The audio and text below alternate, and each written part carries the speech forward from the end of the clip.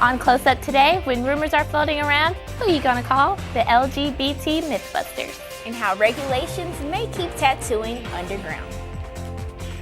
Find out what Winthrop students are making a difference on your campus. Have you ever stopped to think about how words can hurt? I'll tell you more. Out with the old, in with the garnet and gold.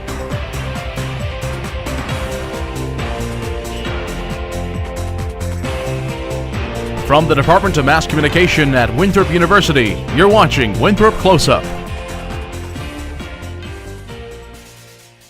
With temperatures in the upper 60s and low 70s this week, it is finally beginning to feel like spring.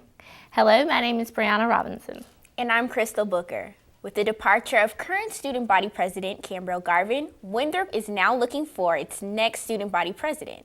Megan Mack has more.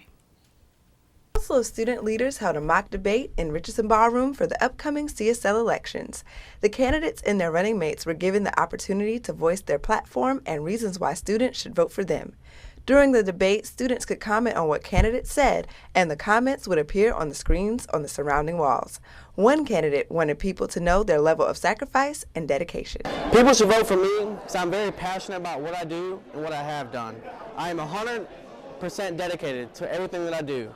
From this past year being vice president to this upcoming year of potentially being president. Uniting Winthrop in the surrounding community has always been an issue.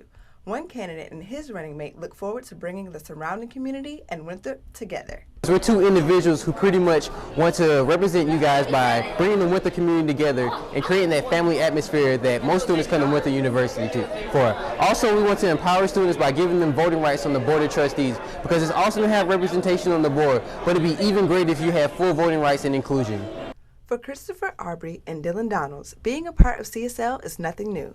But for this writing candidate, who is now on the official ballot, he wants to add a different perspective to CSL events and meetings. I take a new perspective on what CSL should be. CSL should be a platform for empowering people to do what it is that they want to do, rather than us telling them what they can't do. And that's a fresh perspective that I bring to CSL, and that's why it's important. You know, I've never asked anybody for a vote. I've always said, vote for the vision. Don't vote for me. Don't vote for JW. Vote for what we believe in, because that's ultimately what matters.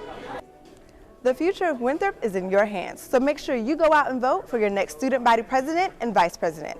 With photographer Javion Garrett, I'm Megan Mack reporting for Winthrop Close Up. The election winners will be announced on April 4th.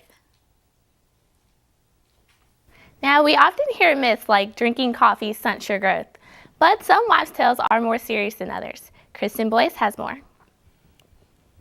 Recently, the Department of Residence Life teamed up with student organization LGBT for a program called Mythbusters to bust several myths about homosexuality. There was a panel of straight and homosexual students giving their advice and input on certain questions that were asked. We just kind of want people to understand that your feelings towards homosexuality, even if you're not homophobic, is like by not standing up and helping out, it's just like you're just perpetuating it, and that affects everyone in a much deeper way than most people realize it does. The program began with a powerful performance by Skin Deep, demonstrating how homosexuals are stereotyped in today's society. It also featured sociology professor Jeannie Halbert as the guest speaker. Throughout the evening, Professor Halbert, Residence Life, and the LGBT organization stressed how homophobia affects everyone and not just homosexuals. In addition to her lecture, Halbert also allowed the audience to participate to get information out to those in attendance. Remember, homophobia doesn't affect just homosexuals, but it affects everyone. I'm Kristen Boyce, reporting for Winthrop Close Up. Global meets every Wednesday in Kinard at 8 p.m. The homosexual community is not the only group suffering from ignorance. Timothy Coco takes a look at the impact of the R word. The R word is a word that is not often thought of as dehumanizing, but has a negative impact nevertheless for anyone who has known a person with special needs. That word is retarded, and a campaign has been ongoing to spread the word to end the word. The purpose of the Spread the Word to End the Word campaign and this Changes the Conversation event we're hosting is to inform people who may otherwise be ignorant of the harmful effects of the derogatory use of the R word. So we just want to focus on the abilities of people with special needs rather than focusing on their disabilities. The movement was started by a graduate of Harvard who has a special needs sister. People find the word hurtful and want it changed to respect instead. One such special needs athlete has impressive skills. I do powerlifting. I can deadlift 525 pounds and squat 475 and bench press about 225. Not good at the bench. I also do aquatics, which is swimming, and soccer. The R word originally came from the term mental retardation, but Rosa's Law, passed in 2010, changed the wording to intellectual disability. The Special Olympics Club here is one out of only 35 campuses that is jumping on the bandwagon to ban the word. The club is relatively new, and they appreciate all your support.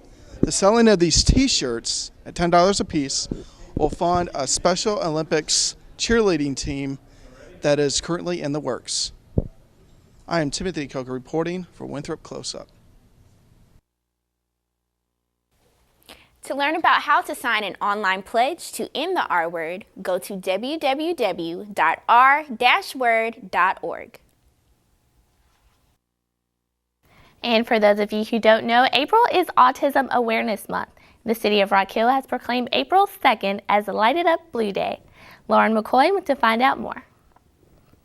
Here to celebrate. The Chrysalis Autism Center hosted a proclamation ceremony to announce the city will recognize April 2nd as Lighted Up Blue Day and April as Autism Awareness Month. Businesses and homes all around Rock Hill will be using blue lights to participate and show awareness. And I just think it's a great idea to spread awareness for autism, since a lot of times it goes overlooked, and it does happen in 1 in 88 children. So it's just important to have like an event like this to kind of spread awareness. On behalf of the mayor, a member of the city council addressed the community about what it means to set aside April as Autism Awareness Month.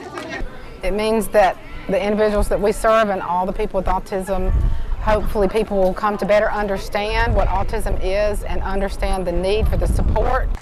The center sold magnets and stickers along with blue light bulbs and balloons for people to show their support. Participants released balloons with facts about autism inside. Almost everyone knows someone with autism or someone whose life has been affected by it. Supporting the awareness will help the community to better understand how important it is for children diagnosed to receive treatment at a young age. If you're interested in supporting autism, light up your house with blue light bulbs. I'm Lauren McCoy reporting for Winthrop Close Up. The next Autism Awareness Walk is scheduled to be in Charlotte, September of this year. We're taking a brief break, but stay tuned for Underground Tattoos. Be back in 2.